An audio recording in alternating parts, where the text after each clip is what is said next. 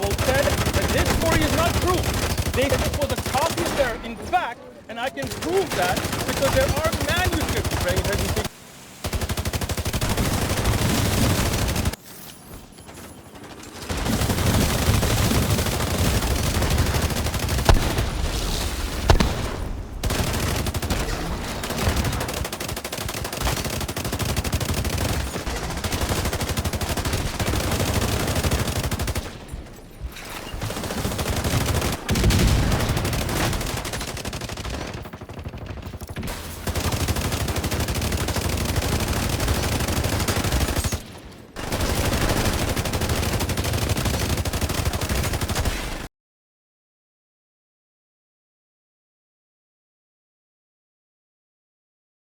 Sup guys, Alec here, and in today's video I wanted to show you guys my current headshot armor regen build as well as a full committed headshot build which is basically just fully headshot damage. Both of these builds are very strong in PvP, as you guys could probably tell from those clips. My shade level is still very low here, so you know, if you're a new player this will work for you. You don't have to have anything special for this. I'm going to go over my build and what I use for it. And without further ado, let's get into the build. So for the first one that I'll be showing you guys, I'm running the firewall specialization. This will be with both builds. And then I'm running the eagle bearer. You don't need to run this weapon. It's just good because when you get a headshot kill, you get the tenacity buff, and that basically delays damage. So you just have more time to kill more people. But you don't have to use that. You can use any AR that you prefer to run. For the mask, I'm using the punch drunk mask. You can replace this with the chill out mask if you want to, but I'm running this. The unfortunate part is you get 20% pistol damage, and with the chill out mask you get 5% armor. But the issue there is you get 10% headshot damage, and then you'll have to roll another 10% here and you lose the armor regen. So that is completely up to you though. If you want to run that, you definitely can. For the chestplate, running a Fenris group chestplate with AR damage, obviously that's why we're running it. So you and then also have armor regen, headshot damage. The talent that I'm running on this is efficient. Using an armor kit has a 50% chance not to consume the armor kit, and specialization armor kit bonuses are increased by 100%. This goes down to 50% in PvP. So with the firewall specialization, my armor kit will regen 300% armor in PvP over 10 seconds instead of 200. If you can, run the everyday carrier here instead of the Fenris group chestplate, because this has a 75% chance not to consume the armor kit instead of a 50% chance. Only reason I'm running the Fenris group run is because I have a Balstone piece here and not a Fenris. So for your gloves, you want to have Fenris group gloves, and then the everyday carrier chestplate for the 1% armor regen. On my gloves, armor regen, headshot damage, and armor. On my backpack, I'm running Adrenaline Rush for that extra armor as well. We're running Providence Defense, so 15% headshot, another red attribute, weapon damage, armor regen, headshot. For the holster, running a Picaros holster, armor and headshot damage, weapon damage. And then here for the knee pads, running the Murakami Industries named knee pads. So we get the 1% armor regen there and more armor regen and then armor.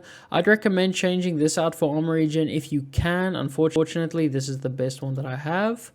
And then this is going to wrap it up for the first build. Like I said, have a Fenris group gauntlets, and then the Balstone Armory everyday carrier chestplate, so you get the 25% increase in chance not to consume the armor kit. Here are the stats. So we have 170% headshot damage. Oh, let me show you guys the armor regen. 1 second. The armor regen is at almost 50k, 49.4k. You can up that if you want to run, I forget the name of the brand, but you can get more. You can get 1% more armor regen, and I think you can bump this up to like 70 or 80k. But from my experience, it wasn't really worth it. I am fine with the 50k armor regen. And then, like I said, the Shade Watch doesn't have much, so I'm missing out on a lot of armor regen there, almost 20%. So moving on to the next version of the build we have here, it's going to be a more committed to headshot build. So obviously with the previous one we had 170% headshot damage. With this one we're going to be at a 203% headshot damage. So this can go up almost 20%. So we're going to be sitting at 220% headshot damage. And then if you have all your perks like fully maxed out and your attributes everywhere, like, you know, I'm lacking 0.3% there. and on my mods and stuff like that, you can get a, I think 225% headshot damage total. So let's go over this. Eagle Bearer again with the Fireball specialization. Same mask, using the Punch Drunk mask with armor regen. Chest plate, same chest plate again. Headshot, armor regen, Fenris group. Holster, same holster, headshot, weapon damage, armor. But here's where the change comes in. Well, we still have the same backpack, weapon damage, armor regen, headshot damage mod. This is where it changes. So we're running a Habsburg piece. This gives you 15% increased headshot damage. And then I have armor on this, health and headshot. Preferably here, you would have armor regen instead of health. This is just the best roll that I have. And then for the knee pads, running improvised knee pads. Reason for this is on these knee pads, you can actually put a mod on. So if you have a 10% headshot damage mod, that's an extra 10% headshot damage. Base one I have is at 8% here. And then with that, I have armor regen as well, and then armor. So like I said, for this build, we're sitting at 203% headshot damage. Guys, this hits like, I don't even know how to explain it. It hits unbelievably hard. If you can hit headshots, this build completely dominates in PvP especially. One thing I would recommend, if you guys want to switch up this build, you can run hazard protection instead of the armor regen. From my personal experience, I would recommend hazard protection over armor regen. I don't think armor regen is that useful unless, I mean, it's very specific. If you're in a situation where you're like rogue and you're running from players, the armor regen is nice because you don't have to stop and use an armor kit. It'll just regenerate over time. And it's kind of annoying to play against for them. But if you're just face-to-face gunfights, I found that the armor regen is not worth having as much as it would be if you had hazard protection and you're playing against somebody running bleed or using a Saint Elmo, especially in conflict. You know, everyone is running Stinger Hives.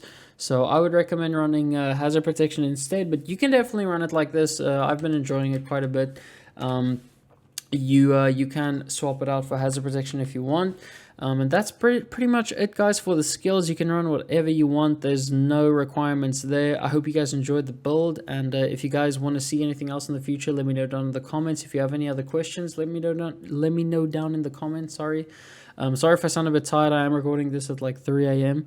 And I hope you guys enjoyed the video. Like I said, drop a like if you did. Turn on post notifications so you don't miss any future Division 2 build videos or any videos that I decide to post about the game. Thank you guys for watching once again, and I hope you guys have a good one. Peace. Take it easy, boys.